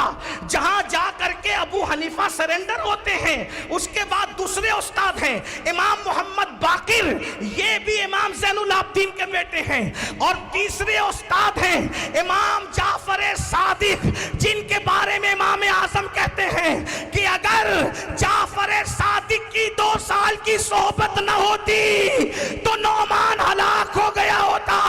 आप कहते हैं मुज्तहिद मुतलक अबू हनीफा बेशक है, लेकिन अबू हनीफा को जिसने इमाम आज़म बनाया है उसे नबी के बेटे कहा जाता है। उसके बाद इमाम मालिक जो मुज्तहिद है, ये शागिर्द हजरत इमाम जाफर के, हजरत इमाम ज़ैद के। उसके बाद हजरत मोहम्मद इब्न इदरीस जो शागिर्द हैं, किसके शागिर्द है पता है? इमाम जाफर सादिक के बेटे हैं हजरत इसहाक इब्न अबू मोहम्मद जाफर सादिक, अल्लाह अकबर। उनकी बीवी है जो इमाम हसन की नस्ल में से है। इमाम हसन की नस्ल 2 बेटों से कैसे चली? इमाम हसन मुसन्ना से और इमाम ज़ैद बिन हसन से। ज़ैद बिन हसन के खानदान में दाता अली हुजवेरी है, तो ज़ैद बिन हसन की पोती थी जिसका नाम था नफीसा, उनको नफीसा मिस्री कहते थे। जब हजरत नफीसा इमाम हसन के घर की बेटी, इमाम हुसैन के घर की बहू, जरा ये नजीबुत तरफ़ैन सैयदा को देखें, अल्लाह अकबर। इमाम मोहम्मद इब्न इदरीस शाफ़ई, इमाम आज़म तो जाफर सादिक के पास गुलामी कर रहे हैं, और मोहम्मद इब्न इदरीस शाफ़ई पर्दे के पीछे से हजरत नफीसा से इल्म हासिल कर रहे हैं। और नफीसा ने बता दिया नबी के घर की बेटियां ऐसी हैं कि दूसरों के घर के बेटे आकर पर्दे के पीछे से इल्म हासिल करते हैं। जिनकी बेटियों का इल्म ये है, उनके बेटों के इल्म का आलम क्या होगा। और ये शाफ़ई ये कहते हैं कि जब मेरा इंतकाल हो जाए तो नफीसा की गली से जनाजा ले जाना, आले रसूल की गली से जनाजा जाएगा तो शाफ़ई की मग़फ़िरत हो जाएगी। ये है मेरे भाई नबी के खानदान का इल्म। फिर उसके बाद अब मुख्तसर कर दूं, द कश्फुल महजूब लिखने वाला कौन है? तसव्वुफ के अव्वलीन कुतुब में कश्फुल महजूब लिखने वाला कौन है? 90 लाख को कलमा पढ़ाने वाला कौन है? और फिर बगदाद मोहल्ला के अंदर दीन की तजदीद तो बहुतों ने की, तवज्जो, दीन की तजदीद तो बहुतों ने की है, लेकिन दीन को जिंदा करने वाला जिस खानदान में पैदा हुआ उसे नबी का खानदान कहते हैं। जरा गौर तो फरमाइए। तो याद रखिए अल्लाह ने हुजूर के घर को जो इल्म दिया। और एक बात ये भी कह दूं, मखदूम अशरफ जहांगीर सिमनानी, जिसने पूरी दुनिया का दौरा किया। और एक बात और बताऊं, किसी ने 1 ज़बान में किताब लिखी, 2 ज़बान में लिखी, 3 ज़बान में लिखी, 4 ज़बान में लिखी। हमारे मुर्शिद मखदूम अशरफ की शान ये है, जिस मुल्क में पहुंचे और वहां जिस मसले पर ज़रूरत थी, उसी मसले पर उसी मुल्क की ज़बान में किताब लिख करके लोगों को अता फरमाए। गौर फरमाए, हैं?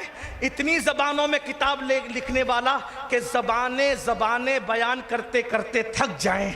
जिसने इतनी ज़बानों में किताब लिखी है और इतनी ज़बानों में खिताब किया है, अंदाज़ा फरमाए वो कौन है? वो भी तो नबी के घर का शहज़ादा है।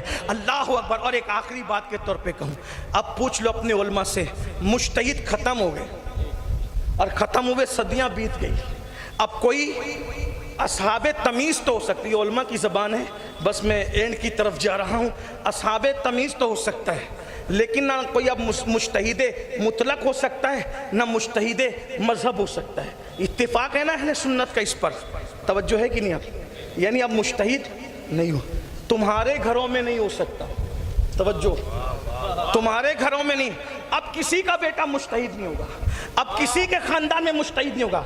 जब मजहब नहीं होगा तो मुतलक कैसे होगा? लेकिन रसूलुल्लाह की हदीसों से पता चलता है कि किसी के खानदान में मुज्तहिद पैदा नहीं होगा, लेकिन नबी के खानदान में एक मुज्तहिद पैदा होना बाकी है। उसे दुनिया मुज्तहिद मुतलक इमाम महदी के नाम से जानती है। अब आप कैसे कहते हैं कि इल्म नबी के घर से खत्म हो गया? जब किसी के घर में मुज्तहिद पैदा नहीं होगा तो नबी के घर में। और एक बात और बता दूं, और मुज्तहिद पढ़ के बनते हैं। इमाम मेहदी मुज्तहिद रातों रात बन जाएंगे, ये शान है नबी के घर की। इसीलिए पीर मेहर अली शाह साहब ने लिखा है, अरे कादियानी का मुकाबला करने वाला कौन था? नबी का बेटा तो था। पीर जमात अली कौन थे? नबी का बेटा तो था। غور فرمائے امام حضرت مہر علی شاہ صاحب کون؟ نبی کا بیٹا، تو جس کی بد دعا سے قادیانی مرا ہے نبی کا بیٹا تو تھا. ذرا غور کریں کون سا بھائی فتنہ ہے جہاں نبی کے بیٹے کھڑے نہیں ہیں. بہرحال آخری بات کے طور پہ عرض کر رہا ہوں، پیر مہر علی شاہ صاحب کہتے ہیں اللہ نے نبی کے گھر والوں کو یہ خصوصیت دی ہے کہ علم اوپن کر دیے. بعض علوم ایسے ہیں جو اللہ نے سادات کے لیے مخصوص رکھے ہیں اور جو صحیح النسب سادات ہیں. اند اللہ سادات، اند اللہ کا ترجمہ نہیں کروں گا، کچھ لوگوں کا دل ٹوٹے گا، اس لیے اند اللہ کا ترجمہ نہیں کر رہا ہوں. بس اتنا کہوں گا کہ اند اللہ کا مطلب ہوتا ہے جس کو اللہ نے سید بنایا ہو. تو جو اند اللہ سادات ہیں ان کے خون میں علم منتقل ہو کر کے آتا ہے، اور بعض علوم اللہ نے سادات کے لیے مخصوص کیے ہیں. اسی لیے بہت سارے مسائل ایسے ہیں جب کوئی نہیں بولتا تو نبی کا خاندان بولتا ہے. اس کی ایک مثال بیان کر دوں. جب غوث اعظم کا دور تھا، ایک شخص نے قسم اٹھائی نا کہ میں ایسی عبادت کروں گا کہ اس وقت اس عبادت میں میرا کوئی شریک نہ ہو. اگر نہ کر سکا تو بیوی کو طلاق کی قسم کھائی کہ نہیں کھائی؟ کوئی جواب دیا؟ کوئی جواب دیا؟ نہیں دیا. تو لوگوں نے کیا کہا؟ یہ جواب کون دے گا؟ نبی کا بیٹا عبد القادر جیلانی دیں گے. دیکھ رہے ہیں آپ کیسے کہہ رہے ہو کہ نبی کے گھر میں علم نہیں ہے؟ دیکھ رہے ہیں یہ نبی. اور جب کوئی جواب نہ دیا تو انہوں نے جواب اور بہت آسانی سے دیا. فرمایا مسئلہ کیا مشکل ہے، اگر یہ اکیلے کوئی عبادت کرنا چاہتا ہے، عبادت میں شریک نہ ہو، تو ایک کام کرے، یہ مکہ چلا جائے اور مکہ شریف جانے کے بعد کیا کرے؟ وہ کہ مکہ شریف جانے کے بعد اتنا کرے کہ حرم کو خالی کرا لے اور مطاف میں اکیلے طواف کر لے. جب یہ طواف کر رہا ہوگا تو کوئی شریک طواف نہیں ہوگا اور یہ اس کی بیوی قسم سے بچ جائے گی، یہ قسم سے بچ جائے گا، قسم نافذ ہونے سے بچ جائے گی. تو یہ ہے نبی کے خاندان کا علم. بھائیو جب آپ نبی کے خاندان کو مانتے ہیں آپ بھی علم کی طرف پیش قدمی کیجئے، پیش رفت کیجئے. میں تو کہتا ہوں ہمیں 3 باتوں پہ محنت کرنا ہے. ایک، دیندار بنو، مالدار بنو اور ایجوکیشن پہ محنت کرو.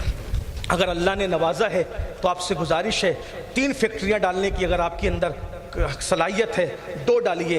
ایک کالج بناؤ، اسکول بناؤ. اسکول اور کالج اچھا بزنس بھی ہے اور اچھی قوم کی خدمت بھی ہے. قوم کو پڑھاؤ، اگر بڑھنا ہے تو پڑھو، خوب پڑھو. ہر بیٹا بیٹی کم سے کم اتنا دنیا پڑھ لے کہ گریجویٹ ہو جائے اور اتنا دین پڑھ لے کہ گھر میں بچہ پیدا ہو تو اذان خود ہی دو اور باپ مر جائے تو نماز جنازہ بھی خود ہی پڑھاؤ. اتنا علم پہ محنت کرو. یہ دارالعلوم اہل بیت یا جتنے ادارے ہیں یہ علم پہ محنت کر رہے. علم والوں کی طرف توجہ دو، علم والوں کی طرف محنت کرو، علم والوں کا سپورٹ کرو. مخدوم صاحب کا بیٹا بیٹھا ہے تو مجھے لطائف اشرفی یاد آ رہی ہے. دیکھو جس کا جتنا علم ہے وہ قرآن کی اتنی تفسیر بول سکتا ہے. قرآن کی تفسیر کی شان یہ ہے کہ نزول بند ہوا ہے آیت کا، معنی نزول اب بھی مومنوں کے دل پہ ہو رہا ہے. آیت نازل ہونا بند ہوگی، معنی ابھی بھی ہے. مخدوم صاحب لطائف اشرفی فرماتے ہیں مفہوم پڑھ رہا ہوں بھائی، منوان نہیں پڑھ رہا ہوں. مخدوم صاحب کہتے ہیں سورہ نبا کی جو آخری آیت ہے نا، وَيَقُولُ الْكَافِرُ يَا لَيْتَنِي كُنْتُ تُرَابًا، کہ کافر قیامت کے دن کہیں گے کہ کاش ہم تراب ہوتے. تو ایک معنی کیا ہوا اس کا؟ ہم مٹی ہو جاتے. تراب کا مطلب مٹی، صحیح ہے نا، مٹی ہو جاتے. ایک معنی یہ بالکل ہے، صحیح ہے، کوئی غلط نہیں. لیکن مخدوم صاحب اوپر کی بات کر رہے ہیں. مخدوم صاحب کہتے ہیں کہ ایک تراب نام کا کافر تھا اور قیامت کے دن وہ تراب جنت میں جا رہا ہوگا تو کافر اس کو دیکھ کے بولیں گے او تراب تو بھی کافر، ہم بھی کافر، ہم جہنم میں جا رہے تو جنت میں. تو تراب کیا کہے گا پتہ ہے؟ کہ کافر تھا، کافر ہوں نہیں. کہ وہ کیوں؟ کہا میں ایک رستے سے جا رہا تھا، ایک طالب علم قلم سے کچھ لکھ رہا تھا تو اس کا قلم گر گیا تو میں نے وہ قلم اٹھا کر طالب علم کو دے دیا. تو جب اس طالب علم کو میں نے قلم دیا تو صرف قلم اٹھا کر دینے کی مدد کی علم حاصل کرنے والے کی، تو اللہ نے قلم اٹھا کر دینے کی برکت سے مرنے سے پہلے مجھے ایمان عطا کیا اور مرنے کے بعد وہ مجھے جنت عطا کر رہا ہے. کس بنیاد پہ؟ صرف قلم اٹھا کر کے دے دیا. میرے مخدوم علم کی عظمت بتا رہے ہیں. ارے جس نے قلم خرید کر نہیں دیا, گرا ہوا قلم اٹھا کر دے دیا, اس کو مرنے سے پہلے ایمان ملتا ہے اور مرنے کے بعد جنت ملتی ہے. تو جو اپنی جیب سے خرید کے دے گا, اللہ اس کو کتنا انعام عطا کرے گا. جو اپنے ماں باپ کے سال ثواب کے لیے دے گا, وہ جو کسی کو حافظ بنا دے, عالم بنا دے, قاری بنا دے, مفتی بنا دے, ڈاکٹر, انجینئر, ٹیچر بنا دے, اس کو اللہ کتنا انعام عطا فرمائے گا. تو جب تراب کو قلم اٹھا کر دینے کی بنیاد پہ جنت اور ایمان ملے گا, تو اس دن کافر کہیں گے یا لیتنی, کاش کنت ترابا, کہ ہم بھی تراب ہوتے, کسی قلم اٹھا کر ہی دے دیتے تو ہمیں بھی ایمان اور جنت مل جاتا. تو یاد رکھیے, علم کی طرف کوشش کیجئے. بہادر شاہ ظفر کے چند مصرے یاد آ گئے, وہ اسی پہ بات پوری کر رہا ہوں.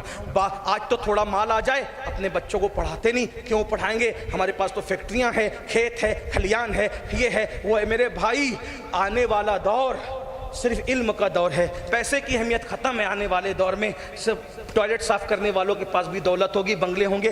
آئندہ صرف ڈگریوں کی اہمیت ہوگی. جس کے پاس ڈگریاں ہوگی اسی کو لوگ عزت دیں گے, ورنہ نہیں دیں گے. اور بچوں کو پڑھاؤ, مالدار ہے تو بھی پڑھاؤ, غریب ہے تو بھی پڑھاؤ. بہادر شاہ ظفر نے کہا تھا, آندھیاں غم کی چلیں گی تو سنور جاؤں گا, آندھیاں غم کی چلیں گی تو سنور جاؤں گا. تیری زلفیں نہیں ہوں کہ میں بکھر جاؤں گا. غم کی آندھیوں سے زلفیں بکھرتی ہے, مومن نہیں بکھرا کرتا. آندھیاں غم کی چلیں گی تو سنور جاؤں گا, تیری زلفیں نہیں ہوں کہ میں بکھر جاؤں گا. اور مجھ کو سولی پہ چڑھانے کی ضرورت کیا ہے. حضرت صاحب کو میں جانتا نہیں ہوں, لیکن ذوق لگتا ہے کہ کوئی شاعر ہے. میری ملاقات نہیں ہے کبھی, میں جانتا نہیں ہوں حضرت صاحب نواز, لیکن بہرحال بتا دے تو کرم فرمائی ہوگی. اس لیے کہ جوہر کی گت جوہری جانے. آپ سب چپ رہے, ایک ہونٹوں پر ایسی بامانہ مسکراہٹ آئی کہ میرے دل کی کلیاں پھر مسکرا گئی. شاید بہادر شاہ ظفر کی روح بھی خوش ہو رہی ہوگی کہ کوئی سید بھی ان کے شعر پہ خوش ہو گیا ہے. غور تو. اور ایک بات بتاؤں, وہ سید خوش ہوا ہے جس کے باپ نے اردو کی بنیاد رکھی ہے. آپ کو پتہ ہے, اردو کی بنیاد رکھنے والوں میں 3 لوگ ہیں. ایک کو امیر خسرو کہتے ہیں, دوسرے کو بندہ نواز گیسو دراز کہتے ہیں, اور تیسرے کو مخدوم اشرف جہانگیر سمنانی کہتے ہیں. آپ کیا سمجھ رہے ہیں؟ ہاں, تو عرض کر رہا ہوں, بہرحال بڑا خوبصورت مسکرانا, مخدوم کے شہزادوں کا مسکرانا ایسا, تو مخدوم کا مسکرانا کیسا. آندھیاں غم کی چلیں گی تو سنور جاؤں گا, تیری زلفیں نہیں ہوں کہ میں بکھر جاؤں گا. مجھ کو سولی پہ چڑھانے کی ضرورت کیا ہے, میرے ہاتھوں سے قلم چھین لو مر جاؤں گا. بہادر شاہ ظفر کہہ رہے ہیں, زندہ اور مردہ قوم میں فرق ہے. جس کے ہاتھ میں قلم ہے وہ زندہ قوم ہے, جس کے ہاتھ میں قلم نہیں ہے وہ مردہ قوم ہے. مجھ کو سولی پہ چڑھانے کی ضرورت کیا ہے, میرے ہاتھوں سے قلم چھین لو مر جاؤں گا. تجھ سے بچھڑا تو یہ نہ پوچھ کدھر جاؤں گا, میں تو دریا ہوں سمندر میں اتر جاؤں گا. میں ظفر ہوں, مجھے کوئی مٹا سکتا ہی نہیں. ظفر کہتے کامیابی کو, اپنے نام کا کیا زبردست استعمال کیا ہے. میں ظفر ہوں, مجھے کوئی مٹا سکتا ہی نہیں. میں تو شاعر ہوں, کتابوں میں بکھر جاؤں گا. میں تو شاعر ہوں, کتابوں میں بکھر جاؤں گا. استغفر اللہ ربی من کل ذنب واتوب الیہ وما علینا الا البلاغ. خطیب اعظم کے سامنے زیادہ بک بک کرنا بے ادبی سے قریب ہے, اس لیے ان کے وسیلے سے, مخدوم صاحب کے وسیلے سے سرکار کی بارگاہ میں یہ چند ٹوٹے پھوٹے جملے پیش کرتا ہوں. اللہ تعالیٰ قبول کرے. وما علینا الا البلاغ. السلام علیکم ورحمۃ اللہ.